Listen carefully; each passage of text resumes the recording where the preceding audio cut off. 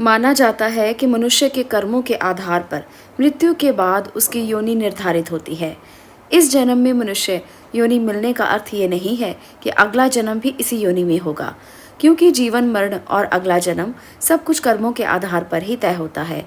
लेकिन कई बार गलत कार्य करने वाले ये सोचते हैं कि कोई उन्हें देख नहीं रहा है, तो क्या समस्या है। इसी आधार पर कई लोग दूसरों को हानि पहुंचाते हैं, कभी बेवजह किसी की हत्या कर देते हैं, तो कभी चोरी डकैती या फिर अपनों से धोखाधड़ी।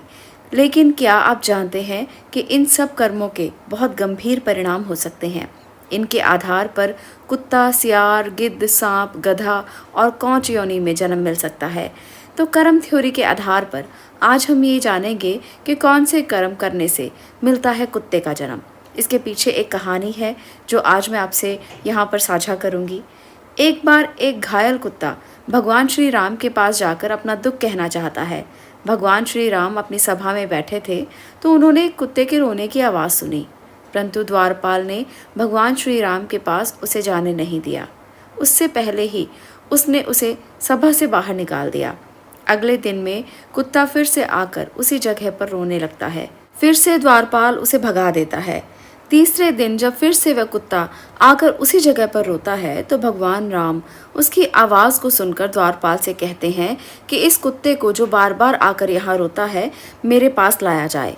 जब द्वारपाल उस कुत्ते को भगवान श्री राम के पास ले जाने के लिए आगे बढ़ते हैं तो कुत्ता उनसे कहता है कि मुझे एक पाप योनि में जन्म मिला है।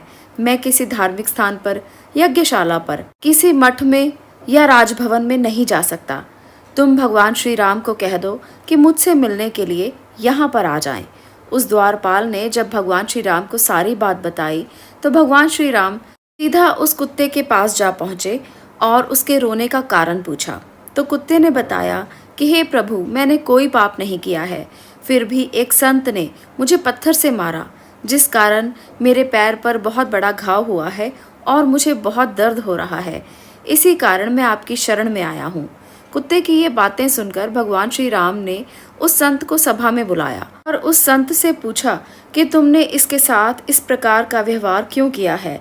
तो संत ने कहा, श्री राम, जब मैं भिक्षा लेने जा रहा था उस समय पर इस कुत्ते ने मेरा भिक्षा अन्न छू लिया। मुझे भूख लगी थी, जिस कारण मुझे गुस्सा आ गया और मैंने इसके ऊपर उठाकर पत्थर मार दिया। उस पत्थर से इसे घाव हो गया और रक्त बहने लगा। भगवान श्री राम ने संत की बात सुनकर कहा कि ये कुत्ता ज्ञान विहीन प्राणी है, इसे नहीं पता कि इसे किस प्रकार से व्यवहार करना है। इसमें इसका कोई दोष नहीं, सारा दोष तुम्हारा है। इतना कहकर भगवान श्री राम ने उस कुत्ते से कहा कि तुम इस संत को जो सज़ा देना चाहो दे सकते हो, क्योंकि इसमें तुम्हारा कोई दोष नहीं, इसमें सारा दोष इस संत का है। भगवान श्री राम की ये बात सुनकर उस कुत्ते ने कहा कि हे श्री राम, आप इस संत को किसी सेवालय का मालिक बना दीजिए। भगवान श्री राम ने उस कुत्ते की बात मान ली और उस संत को एक सेवालय का मालिक बना दिया और इसके बाद वो अपनी सभा में वापस चले गए। अज्ञानतावश वो संत ये समझ रहा था कि भगवान श्री राम ने उसे सज़ा नहीं बल्कि वरदान दिया है। ऐसा सब कुछ देखकर अयोध्या वासियों ने भगवान श्री राम से पूछा कि आपने ऐसा क्यों किया? आपने उस संत को एक सेवालय का मालिक बना दिया, ये कोई सज़ा नहीं हुई। अयोध्या वासियों की ये बात सुनकर भगवान श्री राम ने कहा कि आप इसका जवाब उस कुत्ते से जान सकते हैं। सभी ने उस कुत्ते से पूछा कि तुमने उस संत के साथ ऐसा क्यों किया? तो कुत्ते ने जवाब दिया, आप लोग मेरी इस बात को बहुत ध्यान से सुनना।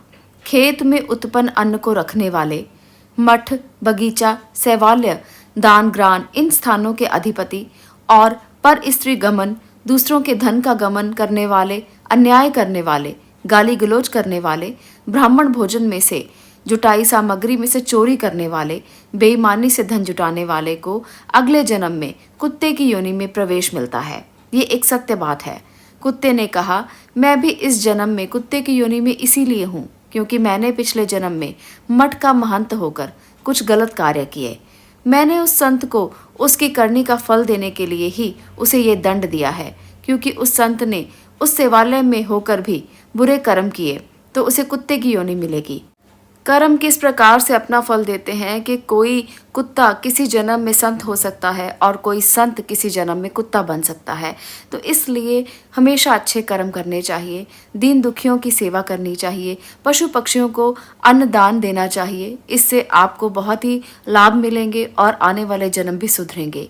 ये वीडियो इसलिए बनाई गई है ताकि आप लोग भी मानवता के प्रति प्रेम को आगे बढ़ाएं, दूसरों के प्रति अच्छा भाव रखें और किसी का बुरा करने की कोशिश ना करें। आज के लिए इतना ही। वीडियो पसंद आई हो तो लाइक अवश्य कर दें, शेयर करें और चैनल को सब्सक्राइब करना मत भूलें। मैं मिलती हूँ अगली वीडियो में अगले विषय के साथ। तब तक के लिए आपका धन्यवाद।